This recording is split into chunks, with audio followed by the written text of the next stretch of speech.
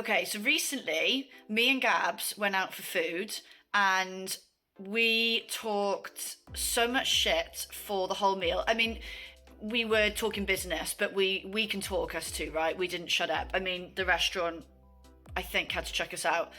And we thought, "Do you know what? Why don't we jump on Zoom or YouTube or whatever, and let's just have a chat and record it and see what happens?" Because we've talked about some serious stuff here.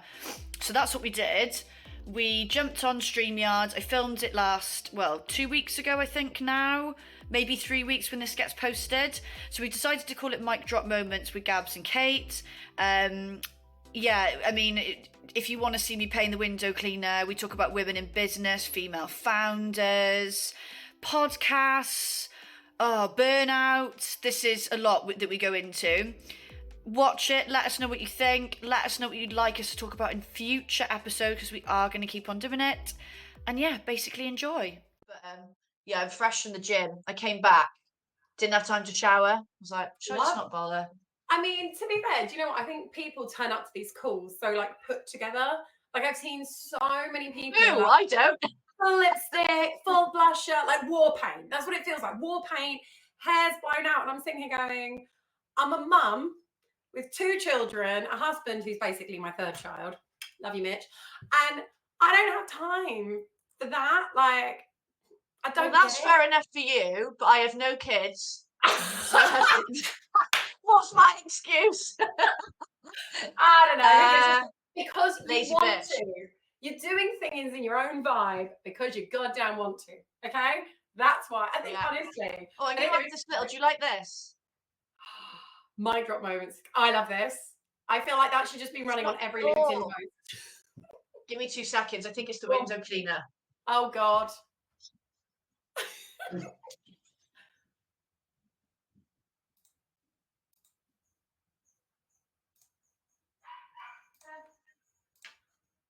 Oh, sorry. Yeah, I'll put it down there. That's all right.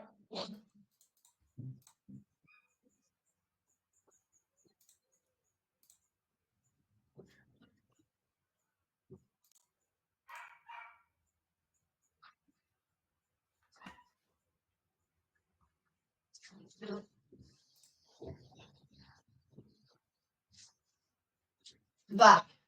Ta-da! It was the window cleaner.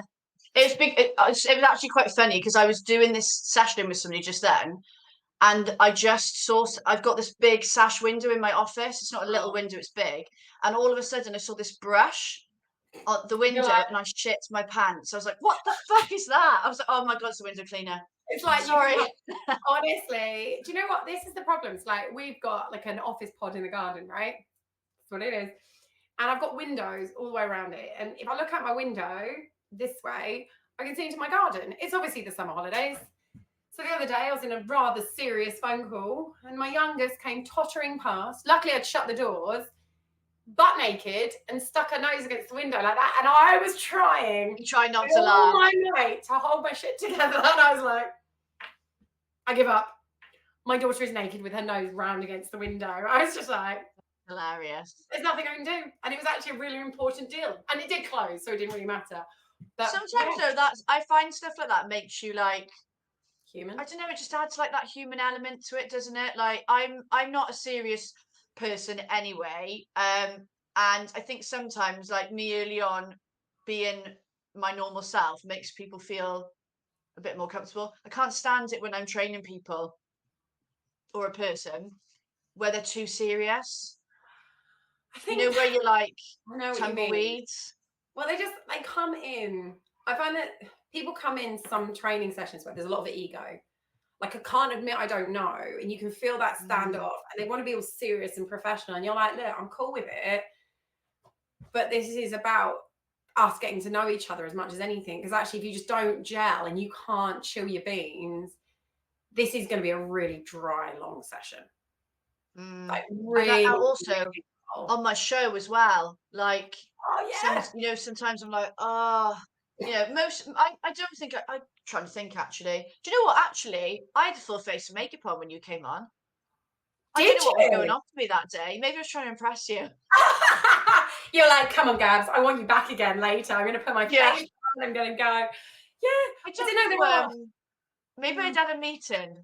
It's not. It's Possibly very rare. I will put a full make. face I on. don't. I probably wore makeup for the show like twice.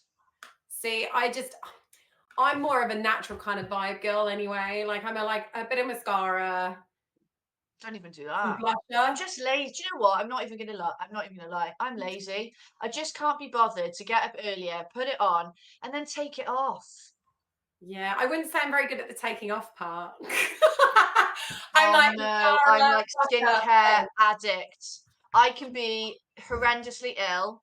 Like I could be, I've had an operation, literally barely been able to move, and I will shuffle to that sink and I will cleanse, tone, moisturize, all the treatments. Oh my god.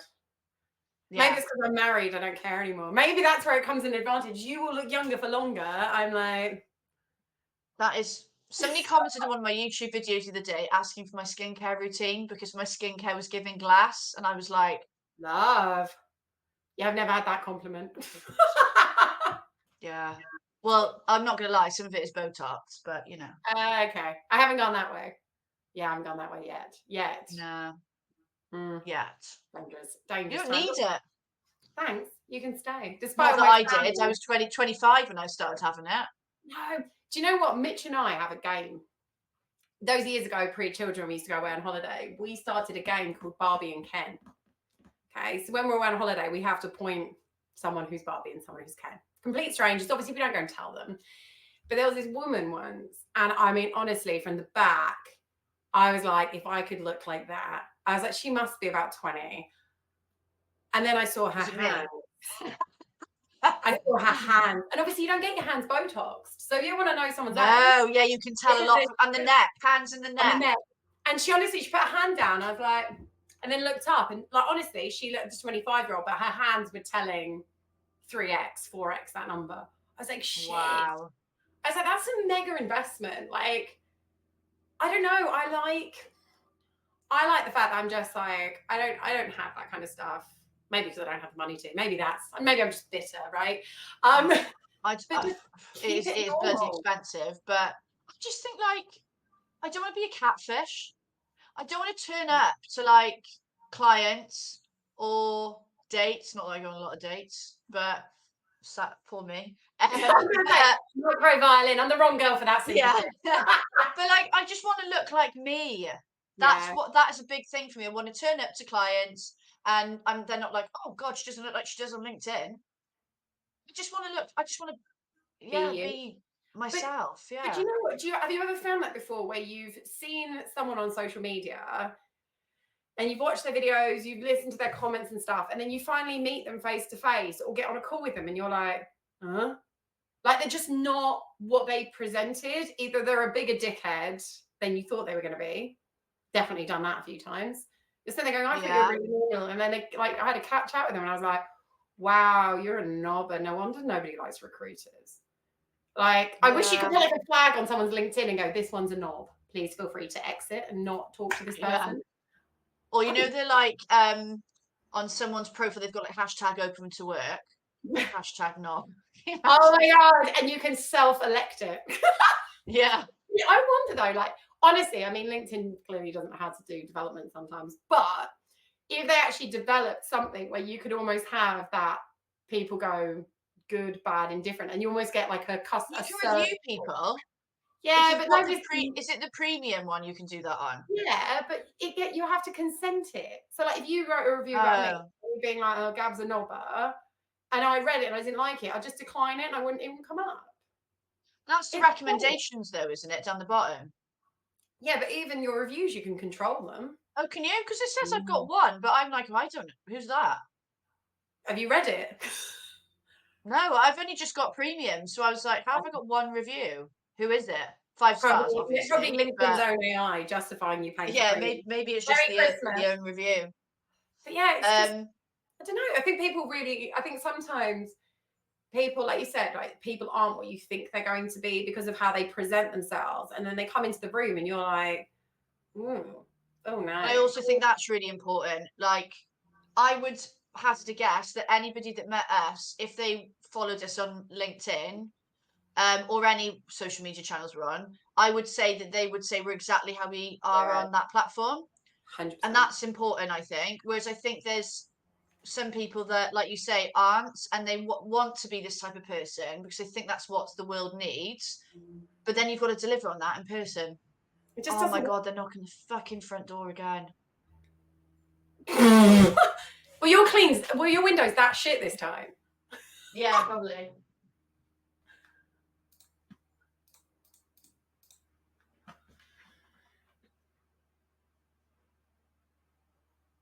Oh, cool. I usually go on the app and do it. Yeah, let me grab it.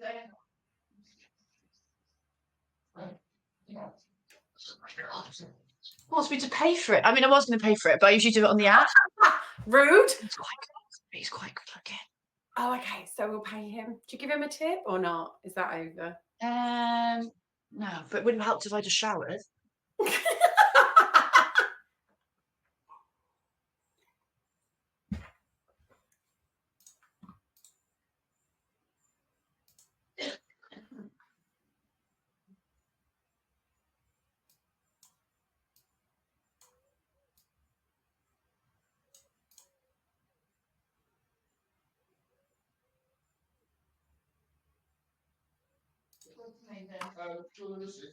No, it's okay. Thank you.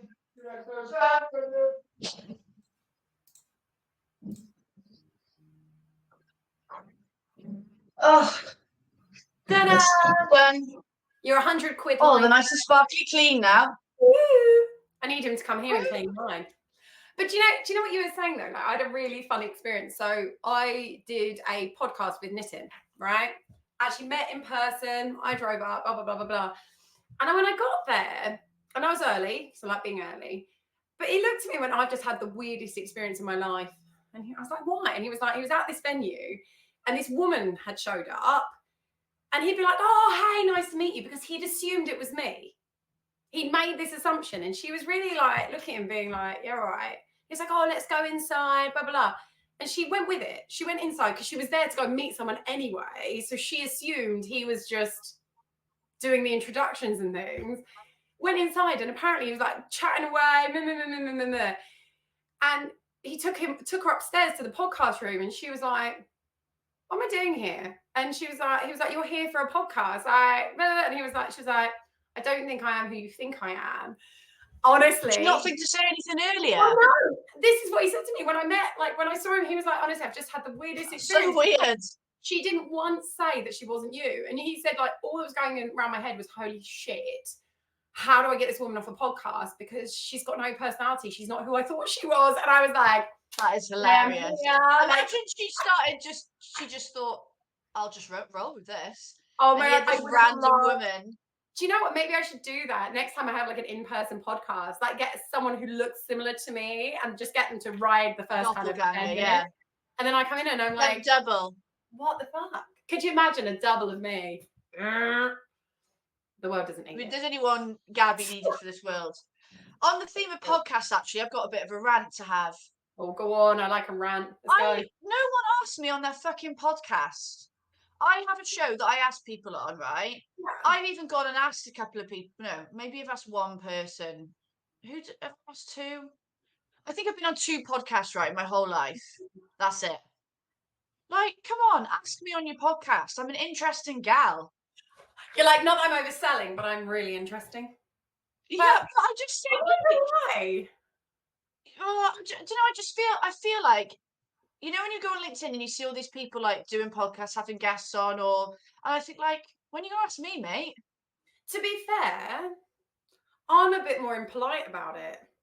I message people and I'm like, can I come on your podcast? I've got something to say about this shit. I just ask. Yeah. I'm like, let's dance. I don't wait. Most of the work, like most of the podcasts and speaking events and all that kind of stuff I get isn't because I've waited for someone to come and ask me. I've literally been like, I've got something to add to your network and your group and your audience. Yeah. I need to do it more speaking. I don't wait. I love speaking in person events. They're like, yeah, they're my happy place. But the thing is, what's interesting is there's so many speaking events, but they don't all rank equally.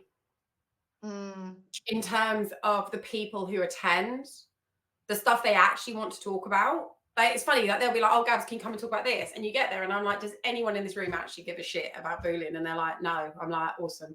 What was the point of that trip?" I want to be And the thing here. is that Yeah. a lot of them as well are like, "Well, if you want to speak to my audience, you have to pay like 15 grand." Was one of them I got quoted. Fuck that. That really Honestly, pisses me off as well. I got a I'm not phone call. paying No, to speak at anything. it's one of my favorite cold calls I get. Like, honestly, I get cold calls from these networks who are like, "I've got X people in my network. They pay me X per year to be part of my little community," right? Whatever. And then they're like, "We've been watching you, got loads of valuable content, blah, blah, blah. You know loads of stuff about candidate discovery. Let's go, let's go, let's go." I'm like, "Okay, cool. Let's get to the bottom line on this." And I was like, "So you're going to pay, how much are you paying me to attend?" And they're like, "No, no, no, you pay us." Sorry, run that past me again. "I pay you to share my Do the knowledge work. that makes your network make money, and you want me to pay you for that." And I've even had someone recently who I did a video session with for their audience. And I said, "Oh, can I get a copy of that video?" "No, we own it. We own the rights." I was like, "I think you'll find intellectual My property IP. with my brain." Honestly, I was raging. But this is real. Like, when people go to these networking events and they see certain brands, certain companies coming up and up and up over and over and over again, it's because they've got bottomless pockets. It's not because they necessarily are the best people to be talking on a particular topic. But they're just like, "How many ways can I take money out of an audience?" I'll take them out of the people at the network. I'll take it out of the speakers, the suppliers. It's like, I'm coming back owning a community, if I'm honest. Because it's a money pit. I don't mind doing you know, like sometimes for a network you'll do an initial like session and it's free, whatever, right? Yeah. People can sign up. Oh, If I feel like it's going to give me good exposure and the audience they'll benefit and they'll want to be there, yeah. Then I'm then I'm in. like, this could be worth a try. Yeah, let's give it a go. But outside of that now, I'm just like, no. But you, again, I think the thing that gets me is you have to have a value on yourself, right? What's your value? Like, I am certainly, the stuff that goes around my head is not 15K I'm gonna give you. It's 15K you're gonna give me because you want this, because you will make X that, 10X, 15X that with what you get given. But it's the fact that actually so many people in the industry don't have that level of self-respect and value to go, "Actually, this is bullshit." And because they don't say it's bullshit, And when they they're do it, struggling, they feel like they can't. yeah, it just They'll compounds say the yes shit. to things that And you devalue them. Like I think I've had it recently where like, you know, you'll send a proposal with options and it's like, well, you know, it's always about bringing the price down. And it's like, you can, but what do you want to take out? 100%. You 100%. can have it and there's certain things that I won't budge on because the quality of work for me is so important. I'm not having that compromised, right? So there's certain things I won't let them take out, but it's not you get cheaper in the same. If you want it to be cheaper, you're taking stuff out of that program. 100%. Sorry. But again, that comes from having that conviction. And I mean, if we'd had this conversation a year ago, Year one of my business, I would not have done that. no, you're almost apologetic, like coming to market going, "Please, sir, will you be my friend?" And now it's like, actually, do you know what? I'll take something out for you. Yeah, Do it it's for like free. whatever you want me to do. But then the thing is, when you start looking at these programs and then you're starting to take stuff out, which means then you end up having to bespoke the whole program because you're then having to pad up different bits so you cover that stuff. I think, I know the market's in a bit of a shit place, especially in agencies, right? I see more agencies shutting down left, right, and centre every day. I'm getting phone calls being like, "Gabs, we're on the brink. We're on the brink of It collapsing." affects us suppliers then because one of my old clients I was speaking to her last week, she said, what's the saying? Is it shit rolls downhill or something like that? Mm-hmm. So we get the knock on, you know, Oh, the yeah. recruitment industry, suppliers and agencies, everyone's Massive. We get the knock-on effect, but you're sitting there going, actually, if you'd raised your hand sooner, saying you were struggling, we could have got a game plan in play. But they're like, "Oh, I'm struggling. Could you do what you offer for like half?" And I'm like, no, no, because and it one, kind of sometimes I want to say like right, so let's put the shoe on the other foot. If one of your clients came to you and said, I want that candidate, but for 50% of the fee, what would you say? Exactly. You tell them where Be to a go. hard no, I assume. So Wow. Yeah. maybe not with them at the moment, but like, Maybe but they're I just think desperate. they think that as suppliers are sometimes, and again, I'm making an assumption, but I think sometimes they think, oh, that's really expensive. And ultimately, sometimes I think they don't see the point. Like, it's an investment. Yeah. And You're going to get a return. And I'm not everyone's coach and trainer. If I'm too Mm-mm. expensive, that's okay. Go to somebody else. Don't try and get me to give you like Mm. Aldi prices, because I'm not an Aldi trainer. No. I'm But that's formula where Mason. we stand, though. That's what exactly where we stand. And it's not, some people are like, oh, you won't budge on your prices. Like, I've put 35 people through your training or your auditing or whatever it may be. And I'm sitting there going, yeah, but I put 35 people's worth of one-to-one bespoke training into play. Like, you get what you pay for. If you, like you said, like, if you want cheap as chips, go on YouTube. Like, honestly, I've had clients be like, I Yeah, can get more training off YouTube. And I'm like, yeah, you can. go for it. Fill your boots, babes, because you'll be ringing me in a year's time where you're like, my team aren't winning. But again, they're just like you said, agencies, if I said I want to hire you, I want you, I'm only going to pay you 7.5%, they put two fingers up at me and tell me to piss off. So why on earth would you treat another business owner with exactly the same disrespect? Like, we give you time. Like, don't get me wrong, like if it's online plans that's regurgitated materials that's just like, here's a pre-recorded training, to it. right? Like, pre-recording is different. Like, it should be 10p, right? Because it's just spinning out, and you're not having to, obviously not 10p, because they still have to put effort in and pay for the tech to support it and all this great stuff, right? I get it. 10p was probably a bit extreme, maybe 15, depending on the quality of the user. But when it comes to bespoke training, it's bespoke for a reason. And you put, it's not just the delivery time, it's all the effort and the knowledge, like all those years you have spent curating this information to deliver it in a way that makes sense for a team. That's fucking priceless. If you can get your team to do better, stop haggling on shit that, quite frankly, and actually with the businesses that are closing down at the minute, if they'd invested better up front with their team to make them powerful, question mark, would they still be in the same position they're in? Exactly. Right? Exactly. It annoys me. I'm all right for haggling. Like, I think it's a bit of fun, but don't be rude. And I think there's a limit. So like, I don't mind maybe once they try and do something, but then if it's like again and again, it's like, right, this is, you either want to go ahead and see the value, or you don't, and you go to somebody else. So, what was the other thing I wanted to bring up that I knew we'd love to have a rant about? Oh, Oh God. Female, what it's like to be a female founder, trying to get bloody any investment or. Do you know what? Wow. It's definitely been interesting being a female founder. And I know people sit there going, no, it's not about being a man or a woman or it makes no difference. It absolutely, yeah, it does. So like, when we first started the business, I can't tell you how many people I was on a phone call to were like, oh yeah, can I speak to like the manager now, Mitch? Mitch is our head of product. Yeah. I do everything else, sales, marketing, customer success, you name it, I do it. Why wouldn't you talk to me? Oh yeah, but Mitch is the manager, right? Right, we'll take a deep breath on that one and be like, we're not going to talk again. And then I've actually had people drop me off emails. Like, and Mitch has put me back on and they've proactively taken me back off again. And Mitch, luckily for me, he is the, I'm not having it, we're not dealing with that client kind of guy. And he will pull it because he's like, that's not acceptable behavior and I'm not endorsing it. Good. But there definitely has been points throughout our business where I've looked at Mitch and I said, I wonder where our business would be in terms of people handing money to us if you had been the founder of the business. Like, as in, you were the face and the driving force to the outside world, as it were. I do wonder whether it would be different. I think I went through a period like a couple of weeks ago, a week ago, where it actually got me down. I was quite angry because when I set this business up, the coaching business, I don't know, I just don't think I didn't get exposed to it as much. I didn't notice it as much. Maybe I wasn't as aware. I don't know, right?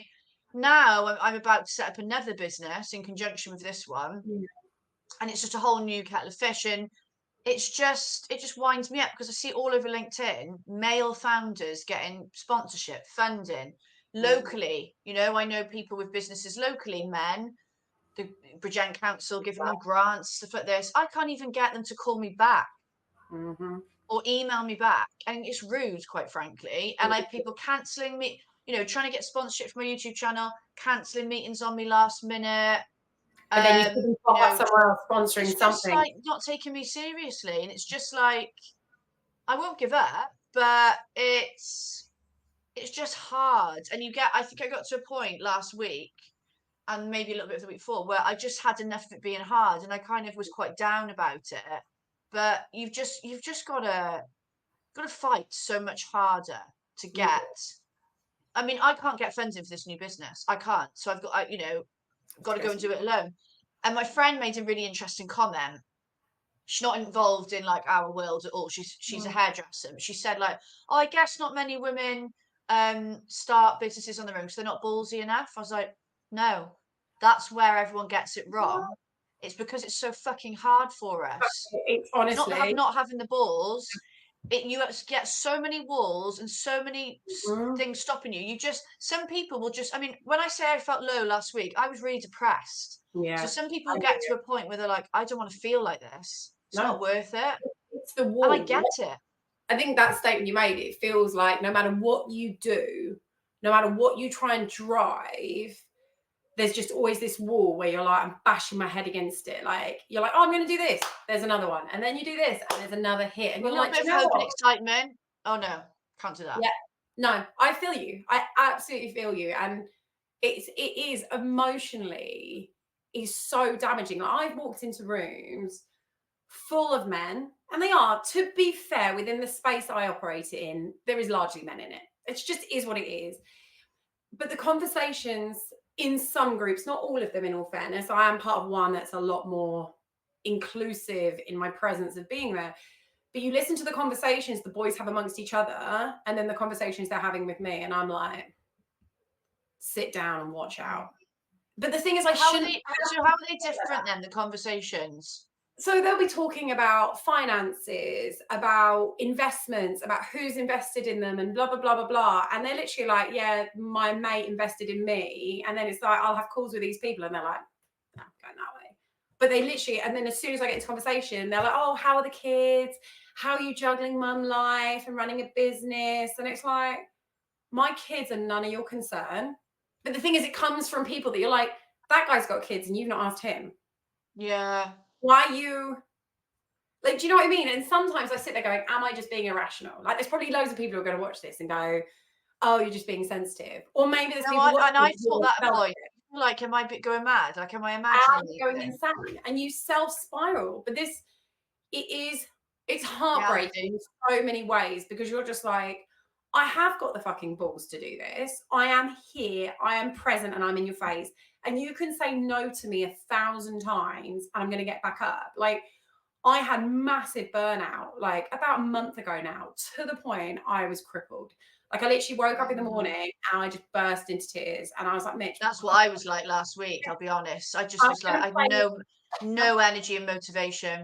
You've had it. I was like, you've had everything from me. I was like, the world, you have sucked me dry of everything. I was like, Mitch, I can't even play with the kids. I want to go and hide. I feel like you need to go on strike, basically, don't you? You need to just give up everything. Go on strike. But the funny thing is, when you own your own business, no one gives a fuck, because they're just like, go on strike then. Wait, no one's going to notice you went. And I went on strike with life. I stopped all my routines. I didn't meditate, didn't write my journal. I wasn't doing the washing up. I know this sounds trivial, but these are things that I do every day.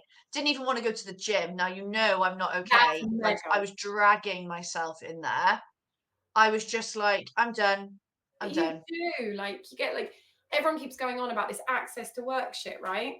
So I applied. I've got dyslexia, suspected ADHD, which would make a lot of sense of a lot of things, actually. And I applied to them. And we've obviously got 2 businesses.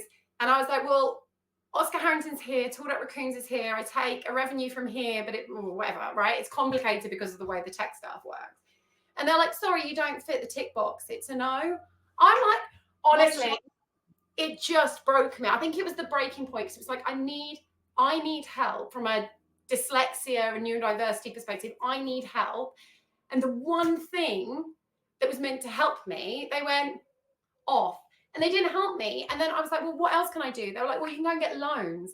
I'm like, are you absolutely having a laugh? I don't want a loan. You I won't want be able to you. get a loan. I've just No, that's the funny thing. Oh, well, you can do this. Well, guess what? I'll go and try, and then I won't be able to do that either. yeah, no, because they were like, well, you need, for the loans, you need to show certain revenues. And it's just like, but honestly, it was the breaking point for me, because I was like, you keep hitting these walls and you keep putting yourself out there and you keep going and going and going. And every time you take a move forward, a wall goes up. And you're like, actually, the access to work was the breaking point for me. A bit like you, right? I was like, actually, I can't. I don't want to. I don't want to go on social media. I don't want to put a social post out. I don't want to do shit. And the problem was, is people were messaging me. And I was like, I really don't give a crap right now. Like, leave me alone. And I've never had burnout like it.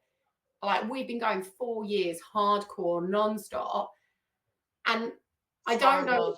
I don't know if the walls are just because I'm a woman and therefore they're harder, or like Mitch doesn't seem to see the same walls, but that may be because think of a different role. Again, am I I rationalizing? do think I know, and I doubt it a lot, but I do think part of it is the like being a female, because like, for example, there's a candidate I placed years ago now in pharmaceutical sales, and I saw he posted he's leaving the pharmaceutical world. He set up his own he's had a business before, but he's starting a new like techies health science business, and he put, thanks to my investors, tagged them in it, both men. And I was like, imagine that. I mean, I'm not saying he hasn't worked hard to get to where he is, but I know what you mean. you know, I don't know many, and maybe it's the field we're in, right? I just don't know any women. I've never seen a post in the recruitment space from somebody getting investment sponsorship from before something's launched. Yeah. Maybe later or down the line. Yeah, when they're making revenue, I see it. I don't see many women who do it pre-revenue generation. I don't see it. But then again, I don't know if we don't see it because women don't naturally brag the same way men do. But there is, like, honestly, again, I think this was kind of leading up to that burnout point where I've now refreshed and I'm like, actually dealt with it, got my shit together, and now let's go again. Is that what I kept seeing is, like, I was part of certain groups and they'd be like, this guy would be like, oh yeah, I've invested in this and I've invested in that and I've invested in this. And I'm looked at the tech he's invested in. I'm like, it's nothing special, but it was men investing in men, investing in men, investing in men. And I'm like, is it because I'm not ballsy enough to go, I want your money? Would you invest? Are men doing that? Is that the difference? Are they just coming in head first rather than building a relationship? Is it? I have though. Like, I've had meetings and I'm really straight with like, I'm like right, I am at, like, I had a meeting the other day with they're like a piece it's like recruitment AI text something, I can't really describe it, but you know, like where it transcribes your calls, it videos it, it's great for like candidate interviews. Yeah. So they approached me to be a brand ambassador, and I was like, I'm not doing another brand thing where I do loads of work. And I was really honest in the call. I said, look, this looks like a great product, I'm going to use it, but I'm in a position where I don't feel like, you know, I'm not going to go out there and do all this stuff for you and get either nothing or this little shitty payments in return. Like, I've got a really good following, I've got a good presence in the market, I've got a high YouTube following. You know, I'm starting a new business which will also promote this because I'll use it. So actually, what I'm looking for is sponsorship, and this is why. And she was like, "Oh, okay, send your stuff over." It's like, otherwise, I said, otherwise, I'm not interested. I'm already a brand ambassador for Recruit CRM. Not going to do another one. And it's a lot. It's not, you know, I'm doing a lot of work as a brand ambassador, but you've got to think, well, now I want something in return. Yeah. And in return, you are getting a benefit from it because you may be investing in my channel, but you're going to get more promotion out of it. So it's a win-win. But I'm not doing all this brand stuff for you for nothing, for peanuts. But that's the thing. But it's hard to know the reason why they're not saying yes. I know. Because they're not going to say it's because you're a girl. No, but I do sometimes wonder though, like, and this again, like, this whole conversation isn't like the whole industry. There are definitely men out there who are investing in female-founded businesses. Like, Where are you? If you're watching this, please get in touch with us. I found a few. Into all fairness, I found a few, and I will do some magic and connect you guys as well. But they are few and far between. Like that random kind of getting a phone call being like, we've been watching you, we know what you're up to, forward slash asking and getting that conversion. But I do wonder sometimes, I mean, obviously I've worked in very male dominated roles my entire life. Like the world of investment banking is male dominated. I went to a SaaS tech startup, was male dominated. Recruitment is, although starting to try and level out, is still largely male dominated. And I think that's the problem, is we do speak differently to each other. We absolutely do. Like I remember, what was it? It was an amazing book. Oh, hang on a minute. I need to find the name of this book because it was absolutely, hang on. Let's see if I can find it. Nice Girls Don't Get the Corner Office. Okay. Yeah. So Nice Girls Don't Get the Corner Office. An amazing book. Absolutely amazing. And I bought it being like, I bet this is going to be shit. Like, what is this? Just write that down. Yeah, Nice Girls Don't Get the Corner Office. I haven't read the Still Don't Get the Corner Office. I just got the first one. But what it was saying There's a second one. There's a second booklet about why we can't have corner offices. But what was interesting in the first book is there are things that women do in the way we talk and the way we express ourselves that actually sometimes undermines our authority. So, for example, there was an example in there where when a woman is listening to someone talk, we tend to tilt our heads as a sign of kind of doing it now. That is so weird. Yeah. Men, listen to other men. Head is firmly, because this is a sign of compassion and understanding that a mother gives to a child. Because like when my kids talk to me, I'm like, I'm always doing it when my kids are talking. I'm like, oh, it's really nice, really bloody patronizing when you look at that on replay. But that's how I engage my children. So actually there's mannerisms that women have instinctively in them that when they express themselves and talk to themselves, sometimes we don't position ourselves in the power of strength. Not because like our voice isn't, but the way we hold ourselves, language, we drop ourselves back under. And men read that. Men feed off that. You're in business. And I remember sitting in a meeting, listening to someone being like this, and then recalling that book and being like this all of a sudden. And I was like, actually, all of a sudden, I felt that sense of, I'm not here to be compassionate and like give you a little like on the head. I'm here to be like, no, it's bullshit. And it's read the book. I will. That sounds really interesting. I have like, we've all got like masculine and feminine energy, and I think over the years, my masculine energy outweighs my feminine. So sometimes I'm not soft enough, and it stood me in good stead when in business in our industry, like you said, it's very male dominated. Yeah. But I think it's quite sad in a way sometimes that we felt we have to be like that. Honestly, that has come from me just fighting like all through my career to get to where I want to be and feeling like, right, I've got to basically be a bloke. I've got to be. Right? It's sad in a way. You shouldn't have to. You have to fight. You shouldn't have to fight because you believe in something. So you should have to fight. It shouldn't be easy. Like nothing in life is easy. We get it, right? You have to go in. But you shouldn't have to be something more. Like men come in and they're men, right? Again, very broad statement because I'm not every man in the world. So of the men I know and have dealt with, they come in and they seem to the outside world, this is me and this is how I'm doing things.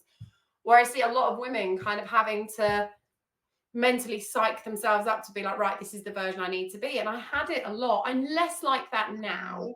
Like when I was in banking, I absolutely, even Mitch looked at me and he went, which version of Gabby are we getting today? Because when I went into banking, I had to be dominant, in control, and I'm not necessarily a knob, but more than I ever would be if I was at home with my friends and family. And to be fair, but I stepped away from that to try and regain the center of me. But it took me years to recover, to re-find my center. But the thing is, even if you come in as you, like all guns blazing version of yourself, you're still being benched up against other characters. And I do still think there is a lot of unsaid resistance to very dominant women. They're just, I've got family members, honestly, I've got family members who have turned around to me and being like, I would never invest in a female founded business. No female should be the CEO of a business. These are all things they said around a table with me, sitting there. As you can imagine, I went from to somewhere up here. I would have like gone full meltdown mode. I think honestly, it was absolutely shot them down in flames. And they were like, and Mitch was sitting there looking at me, being like, he was trying to defend me, and I was like, sit quietly, don't get in my way, because I'm going to take you down with them. Yeah, look direction. Like flames coming out my ears. But the fact that I have family members who will say that, and they're like, oh yeah, I wouldn't hire a woman because she's at the age of having kids. So I think although we talk about this inclusivity of society and accepting who people are, blah, blah, blah, blah, blah, I think what we've got is a whole group of people in society that just won't sometimes say this stuff. So actually, as a woman, you are at risk of having babies. Heaven forbid, right? If you have babies, it will distract you from what you're doing. I mean, I'm evidence it doesn't fucking distract me. I've got 2 kids. It's just this is a perfect example of it. This is a non-work related, but this is a perfect example of those societal assumptions, I suppose, isn't it? Right? Those beliefs. So my driveway's at the back of my house. So I pulled up the back road the other day, and there was a van parked over my drive. They were doing work on the electricity pole. So I wound the window down. They were like, "We won't be long, Lev. 2-3 minutes." So I was like, "Right, just wait." I was just waiting in the car with the engine on, and one of the other workmen come up behind the car. He obviously didn't know that we'd spoken, and he told me to wind my window down. He was like, "Are you all right, Lev? Are you trying to reverse? Do you want some help?" And I was like, no, that's my drive, and I'm waiting to get on it. So first of all, what did you want? What would you think? Even if I wanted help, were you going to get in my car and reverse it out down the Fuck. I was just like, fuck you. I'm a bloody good driver. I learned to drive in the Welsh country lanes, Liv. I can reverse. I can have right? this. But second of all, like, what do you think I'm just going to sit there like a numpty if I can't revert? Like, it was just ridiculous. It was like, but the thing is, as well, like, if that had been worded differently, if that had been like, you're right, and then you had said, I'm struggling, could you help me? It's different, because I know some people listen to that statement and be like, oh, you're just being sensitive. No, it's about sentence construction and making assumptions based on your gender that you can't do something. And it's amazing how damaging those comments are. So I had plenty of people tell me, because I'm a woman, I can't drive. Therefore, when I was learning to drive, I was like, oh yeah, well, they all said I couldn't, so I probably can't. It embeds into your brain and it starts really gnawing away at you. Like the funding stuff you're going through, and we're going through investment with the company. We're going on a journey now where, of course, people are going to say no because it's not the right fit for them. Absolutely. I get it. I hear you, whatever. But there are a lot of assumptions that will be made about my setup and your setup and who you are and what you do. And I think that's where society still is so toxic, because actually no assumption should be made. Decision should be only made on fact. Yeah. And that's the long and short of it. But still, we have a society that are like, oh, mum, 2 kids, works with her husband. Oh, he's just gesturing at her to give her a position. I've had people say that to me. Your husband is running the business. He's just gestured it so you can have some control. I'm sitting there going, you just makes me a lot more angry now. It does. And I'm honestly, like, once this business is set up, I just think like it's not spoken about enough, and I'm going to speak about it on LinkedIn. I'm going to speak about it on YouTube. I'm going to speak about it everywhere, basically. It needs to be spoken about. And there's a lot of men who won't like this discussion, a bit like some of Joe's stuff she shares. They don't like it, but a lot of the reason why they don't like it is because they can't understand it, because it's seen as just like, well, this is business. This is how it rocks. You need to toughen up and blah, blah, blah, blah. But actually, it's not that we're not tough. We are tough. We are tough. If we weren't tough, I would have folded 4 years ago and been like, actually, it's all too hard. I wouldn't have done it in the first place. But what's interesting, though, the people who say, well, business is tough, and they dismiss what we're saying, they're actually a part of the problem, because actually everyone has a right to be like, actually, this is the experience I've been through. It doesn't mean every man treats every woman the same way. It doesn't. We're not saying that in any way, shape, or form. but you have to hear the journeys of these people to then sit back and go, have I ever done that? Have I ever been in a position where I've made an assumption and made a woman, man, whatever, feel a certain way? And you have to own that and reflect. And if you've never done that, wicked, you're on team. You I understand. have. Listen. We've all done it. It's about having that awareness and Yeah. then trying your best to like better your, I don't know, approach to people, whatever you want to call it. But I think, I mean, yeah, if I look back, and I used to be like there's you know, if you want to be equal, women need to stop moaning about not being equal and having women only groups and blah blah blah. And there's some elements of that. I think being too segregated is never going to get us equality. We need to be in their fate. We need to be in these same mixed sex groups. But I think the narrative in my own brain around it was not what I realized now. But you know, that's life. You learn and grow and develop, and you change your opinions on things, and you experience things that then make you this different person. But yeah, I think it's definitely something that I want to help more people. I think from going through it, and you probably feel like this as well. The other thing is, there's not actually that many people around to support you with it. So what happens is you go through these meltdown. Well, it's not even a meltdown; it's burnout. You're allowed to be burnt out, and you don't have. Luckily, we have. You know, I know people. Key people rallied around me, right, and it picked me up no end. Yeah. But there's not a lot of people. I mean, I got messed around by Business Wales. They told me I could get a startup loan for 7 months, and then turns out I couldn't. They should have known all along. I haven't heard from that woman since. No. I was crying on the phone to her because I was so frustrated and tired because I'd done all that work it's not down the drain, but you know what I mean. She hasn't contacted me since, not once. But then this is the thing, and I actually put a post out about it the other day about, specifically, it was about transactional relationships in recruitment. Okay, that's what I liked that post. I put on LinkedIn. But actually, it applies to everything in life. Like, I'm very lucky. Yeah, okay, of course, like the joys of Mitch being the co-founder of the business.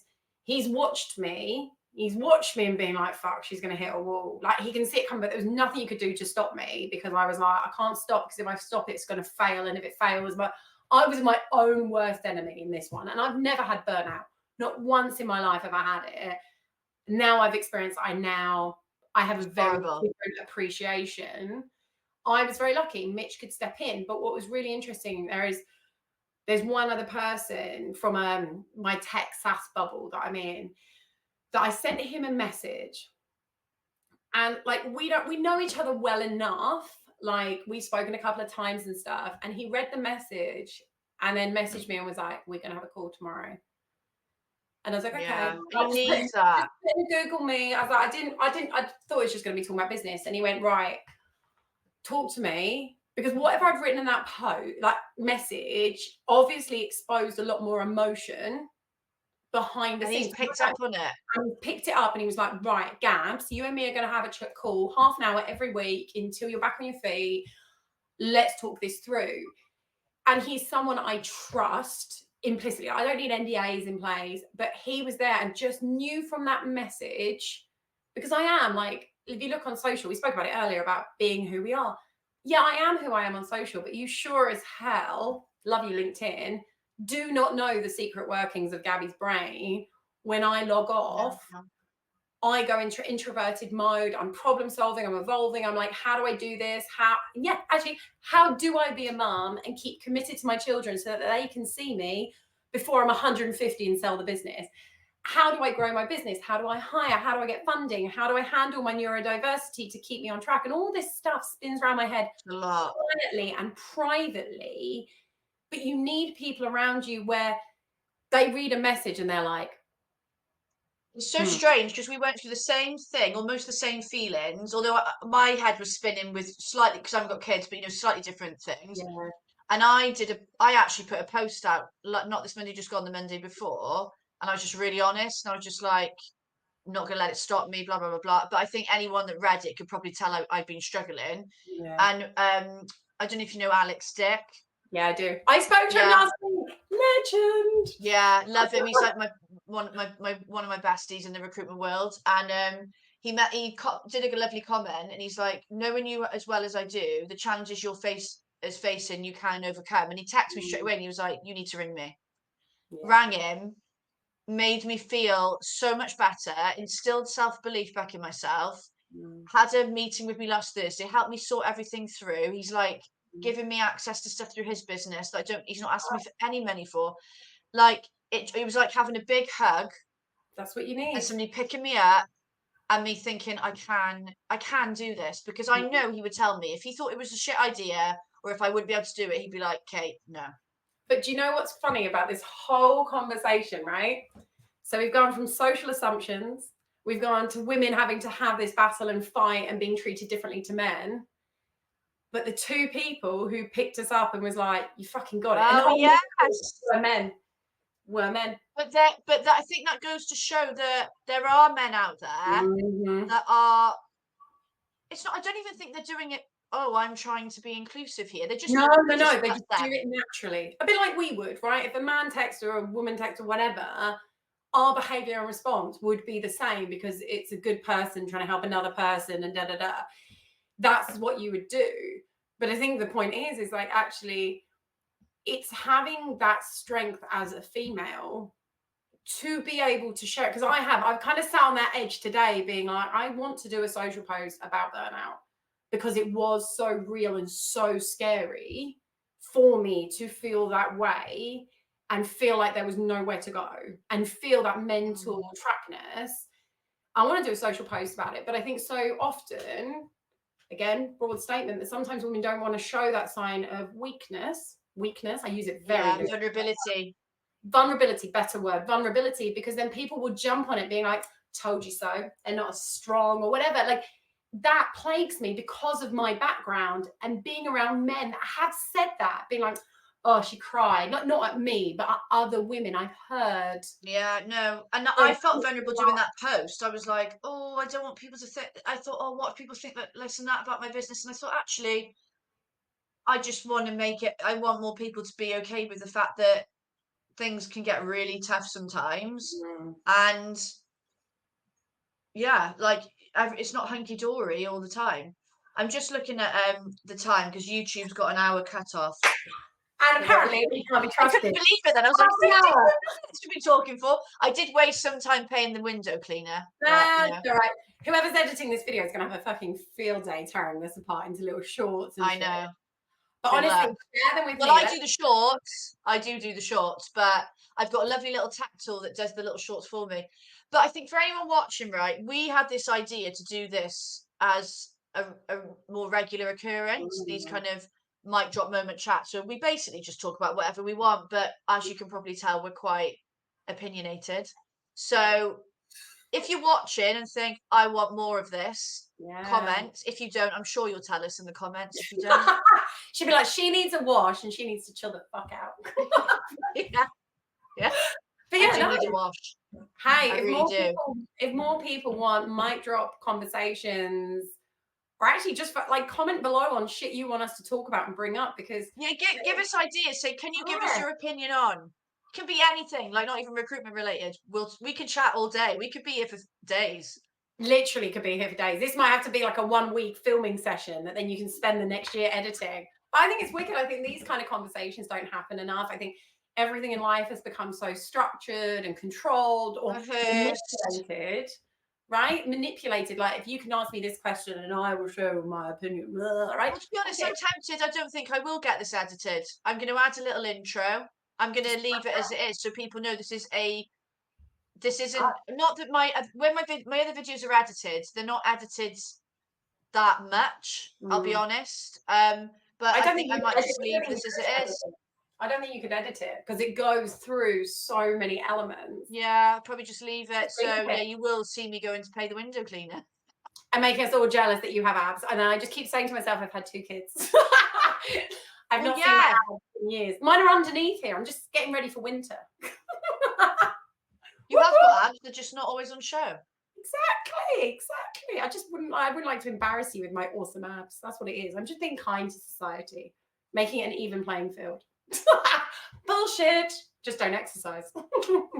Well, you know, sometimes I actually wish that I could. I mean, this is a whole nother conversation. We probably have to bring it to the next one. But sometimes I wish I could be more. I can't think what the word is. I sometimes wish I just didn't.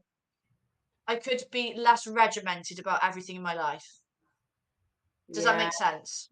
does make sense. But I think we're going to start a whole new conversation. So I think that one, finding that balance between being regimented, chilled, and focused, and basically finding finding out how much of a nutter I am is next episode. Yeah, I'm not that regimented with anything apart from business.